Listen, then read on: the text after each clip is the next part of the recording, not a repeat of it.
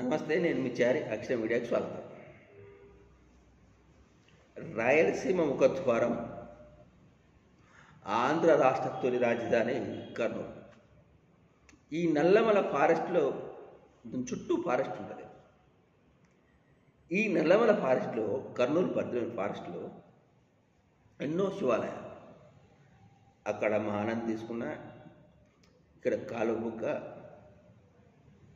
అక్కడ మన అహోబిలం, ఇలా దాదాపు అన్ని ఫారెస్ట్ ఆనుకునే, ఫారెస్ట్ని ఆనుకునే ఈ ఆలయాలు ఉన్నాయి. కర్నూలు జిల్లాకు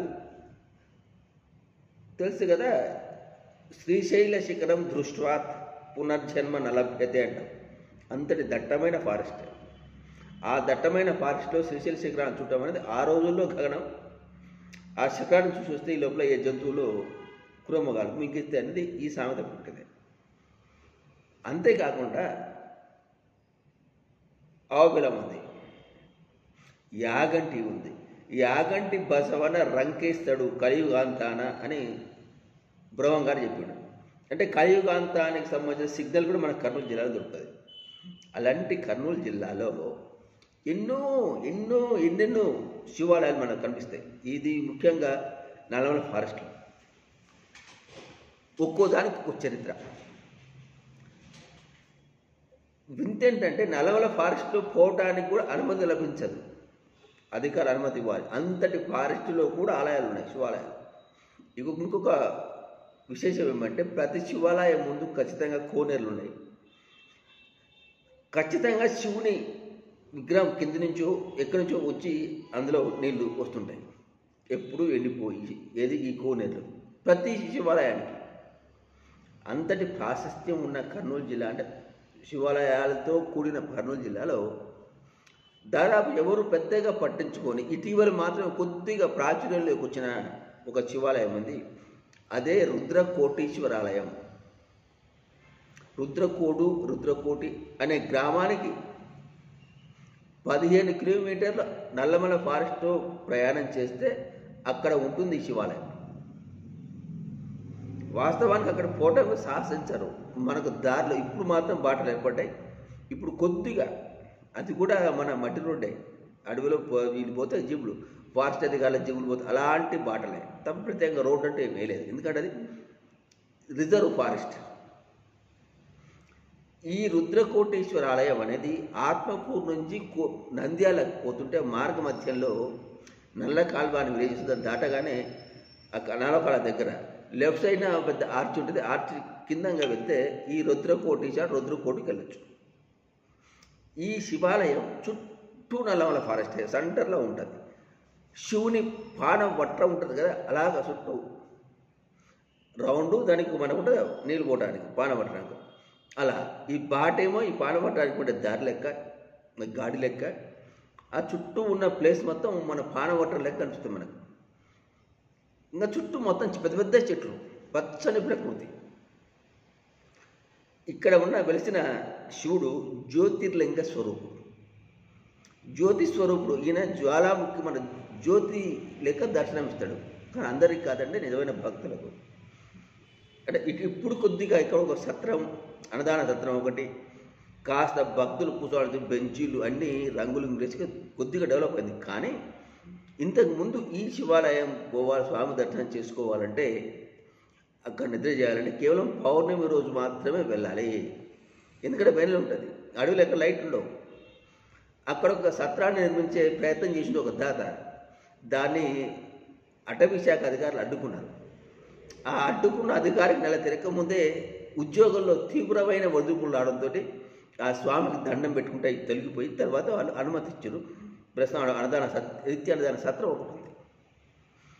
ఇక స్వామికి గుడి ముందు 2 కోనేరులు ఉంటాయి. ఇక్కడ ఒక కోనేరు నీటిని స్వామి అభిషేకానికి, జనాలు భక్తులు తాగడానికి నీరుకు వాడతారు. ఇంకో కోనేరునేమో స్నానాలు చేయడానికి వాడతారు.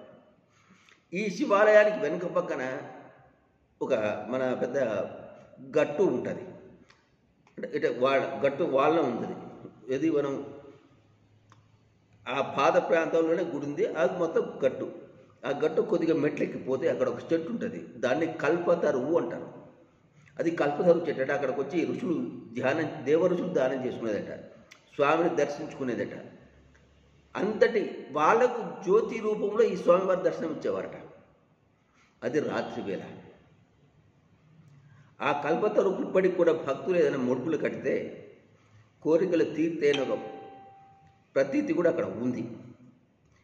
ఇక్కడ మనం రాత్రి దర్శనం పడుకుంటే రాత్రి వేళ మధ్యరాత్రి దాటిన తర్వాత ఆ శివుని లింగం పానవట్రం మీద ఒక నాగుపాము వచ్చి ఆడుతుందట ప్రతిరోజు. కానీ ఎవరికి అది కనిపించదు, అంత తేలిక కనిపించదు, ఎవరికో పుణ్యాత్ములకు తప్ప. ఆ టైంలోనే ఆలయం శిఖరం మీద పెద్ద జ్యోతి ఒకటి కనిపిస్తుంటుంది, జ్యోతి ఆకారం. అందుకనే నేను ఇక్కడ ఏమంటాం, జ్యోతి స్వరూపం ఏది ఈ శివాలయంలో శివలింగం అది అని చెప్పుకుంటారు భక్తులు. అప్పుడు ఇంతకుముందేమో పౌర్ణమి రోజు మాత్రమే వెళ్ళి దర్శనం, మన రాత్రిపూట జాగారాలు చేసేది, అక్కడ నిద్రలు చేసి. ఇప్పుడేమో లైటు అన్నసత్రం అయిన తర్వాత ఇప్పుడు ఎప్పుడైనా భక్తులు పోతున్నారు. గుడి కూడా కాస్త అభివృద్ధి చేసిండ్రు.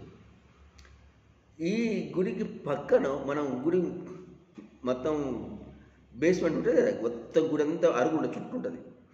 అక్కడ పైకి మెట్లు ఎక్కుతుంటే దానికి ఎదురుగా ఒక దాంట్లో పెద్ద పుట్ట ఉంటుంది. పుట్ట చుట్టూ దాన్ని ఏమంటే మన గోడలు కట్టి ఏది మన జాలి ఏర్పాటు చేసింది, అది కూడా వేసారు. అది పైన పాక కూడా. ఈ పుట్టలోంచి నాగుపాము ఆ గుళ్ళోకి పోతున్నాయి. ఈ పుట్ట మీద మనం భక్తులం పండు కానీ గుడ్డు కానీ పెట్టినా, లేకపోతే దండలు వేసినా కూడా నాగుపాము వచ్చే దండను తీసుకొని పోతే, లేదా పాలన తీసుకొని పోతున్నట్టు. అంటే ఈ క్షేత్రానికి పెద్ద మహిమ ఉంది.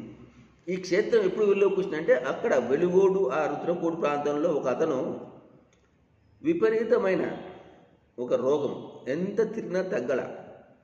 చివరికి ఎందుకో రుద్రకోడు పక్కన ఉంటుంది కదా, అక్కడికి వస్తే గుడి కనిపిస్తే ఆ గుడి దగ్గర ఓనాడు నైట్ నిద్ర చేసినట్ట. ఆ తర్వాత ఆయనకి ఆ రోగం తగ్గిపోయింది. అతను ఊళ్ళో రుద్రకోడు చెప్పిన తర్వాత భక్తులు కాస్త బాట ఏర్పాటు చేసేసి ఈ గుడిని కొద్దిగా ప్రాశస్త్యంలోకి తీసుకొచ్చారు. ఆ తర్వాత ఎవరైనా సరే కేవలం ఇక్కడ వెహికల్ దాదాపు మనకు మహేంద్ర జీవులు అలాంటి జీవులు తప్ప పెద్దగా పోవు. బాట మొత్తం ఏది మన మట్టి బాటే కదా, అది ఫారెస్ట్ అధికారి తిరగడానికి ఏర్పడిన బాట. ఆ బాటలో పోవడం రావడం జరుగుతుంది. చాలా పోయినా కూడా 10 మంది ఒకసారి గుడిపోయి నైట్ ఆడ ఉండి జాగారం చేసి ఏది పౌర్ణమి రోజు తిరిగి వచ్చేవాళ్ళట. ఈ దారింట మనం ఏది రుద్రకోడు మన నల్ల కాలువ అనుకున్నాం కదా, ఏది ఆత్మకూరు నంద్యాల పోయే రూట్లో ఆ నల్ల కాలువ నుంచి కదా మన పక్కకు వచ్చే లెఫ్ట్ సైడ్. ఆ నల్ల కాలువకు ఈ టెంపుల్ ఉన్న దగ్గర రుద్రకోటి వరకు ఉంది. మొత్తం 15 కిలోమీటర్ల ఫారెస్ట్లో ప్రయాణం చేయాలి. పోతుంటే వాగులు వంకలు మనకు అడ్డమవుతాయి. మనకు జైన ఒక వాగు ఉంటుంది, నున్నగా నునుపు తేలుంటాయి రాళ్ళు, కాళ్ళు పెడితే జారిపోతాయి అన్నట్టు. జాగ్రత్తగా పోవాలి. బైక్లైనా జీపులు ఏమైనా వచ్చినది ఈ డిజైర్ ఉంటే లైట్ బైక్స్ అల్లు మీద పోతే మొత్తం తిరిగి రావాలి, ఎందుకంటే ఖరాబ్ అయిపోతుంది. రాళ్ళు గుద్దుకోన అందుకే గుంతలు ఉంటారు. రోడ్డు మట్టి రోడ్డు కదా, గుంతల రోడ్డు గతుకుల రోడ్డు ఇప్పుడు కట్టే ఉంది. గుడి డెవలప్ అయింది అక్కడ రోడ్డు మాత్రం. ఎందుకంటే రిజర్వ్ ఫారెస్ట్ కాబట్టి ఇక్కడ రహదారి రోడ్డు వేయడానికి ఫారెస్ట్ అధికారులు అనుమతి ఇవ్వరు కాబట్టి ఆ రోడ్డు మీదనే పోతుంటారు అంతే. ఇంకొక దీనికి అంతటి విశేషమైన అంటే జ్యోతి రూపంలో దర్శనమిచ్చే ఆలయం కాబట్టి జ్యోతి స్వరూపం ఇది. ఈ జ్యోతి స్వరూపమైన ఈ శివుణ్ణి దర్శించుకుంటే ఇది సర్వపాప నివారణ జరుగుతుందని కోరిట స్నానం చేస్తేనే ప్రీతి కూడా ఇక్కడ ప్రజలకు ఉంది. ఎంతో పురాతనమైన ఆలయం అది. కల్పతరు కనిపిస్తుంది ఇక్కడ. పుట్ట ప్లస్ ఆ శివుడు మీద నాగవాము ప్రతి రాత్రి పౌర్ణమి రోజు ఖచ్చితంగా నాగవాము వచ్చి నాట్యం చేస్తుందట. ఖచ్చితంగా ఆ రోజు మనకు జ్యోతి రూపంలో మనకు శివుడు దర్శనమిస్తాడు. ఎంతో భక్తితో నిష్ఠగా ఉపవాసం చేసి అక్కడ జాగరణ చేసిన వాళ్ళకి ఖచ్చితంగా కనిపిస్తారట. అంతటి మహిమాన్వితమైన క్షేత్రం ఈ రుద్రకోటీశ్వర ఆలయం. ఈ ఆలయం ఇటీవల కాస్త ఎట్టొచ్చిందంటే 10 మందికి వెళ్ళదీసిందంటే. ఇంకా అంటే మనకు తెలుసు మన మాజీ సీఎం వైఎస్ రాజశేఖర్ రెడ్డి పావురాల గట్టు ఏదో ఉంటుందో మన అక్కడ ఫ్లైట్ కూలిపోయింది కదా, ఆ గట్టులకు కొద్దిగా కిందికి వస్తే మళ్ళీ వస్తే ఇక్కడ దానికి దగ్గరలో ఉంటుంది రుద్రకోటేశ్వర ఆలయం. ఇప్పుడు కొద్దిగా ప్రాశస్త్యంలోకి వచ్చింది, డెవలప్ కూడా జరిగింది. ఇప్పుడు మనం వెళ్ళొచ్చు, అక్కడ కరెంటు కూడా ఉంటుంది. ఇంతకుముందు కరెంటు లేదు.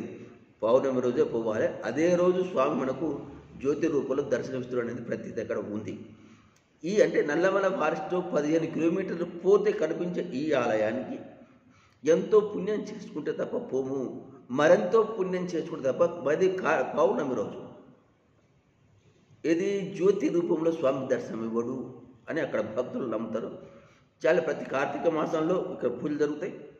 కార్తీక పౌర్ణమి రోజు మాత్రం మరీ విపరీతంగా భక్తులు అక్కడికి వస్తారు. పక్క రాష్ట్రాల నుంచి కూడా వస్తారు.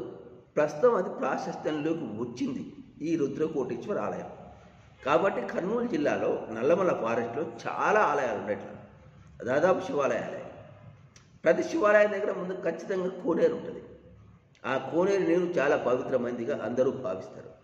కాబట్టి ఈ రుద్రకోటేశ్వర ఆలయం సందర్శించాలంటే కర్నూలు నుంచి ఆత్మకూరుకి వెళ్ళి ఆత్మకూరు నుంచి నంద్యాల పోయే రూట్లో నల్ల కాలువ దగ్గర దిగి అక్కడి నుంచి 15 కిలోమీటర్లు మీరు నల్లమల ఫారెస్ట్లో ప్రయాణం చేస్తే అది మట్టి రోడ్డు, అంటే ఒక దారి, వెహికల్స్ ఫారెస్ట్ వెహికల్ తిరిగితే కదా అలా ఏర్పడ్డ దారి, అది ప్రత్యేక రోడ్డు కాదు. ఆ దారిని మనం నడిచి వెళ్ళి 10 కిలోమీటర్లు నడవాలి.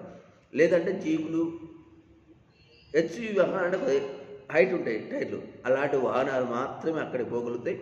అక్కడ పోయిన తర్వాత మొత్తం వాతావరణం చాలా ప్రశాంతంగా ఉంటుంది. చుట్టూ 3 మొత్తం ఒక రౌండ్ సార్ ఇది మన నిండు సంతం అనేక చుట్టూ ఫారెస్ట్, మధ్యలో ఆలయం, ఆలయం ముందు కోనేరు, ఆలయం వెనుక భాగంలో కల్పతరువు. కార్తీక పౌర్ణమి రోజు స్పష్టంగా జ్యోతి రూపంలో దర్శనమిచ్చే శివయ్య. ఇంతటి పుణ్యక్షేత్రం మీకు దాదాపు ఈ మధ్యన ఎక్కడ కనిపించుడు, ఎవరు చదివి కూడా ఉండరు. దీని గురించి పెద్ద చరిత్ర కూడా రాయలేదు, ఎవరు పట్టించుకోలేదు.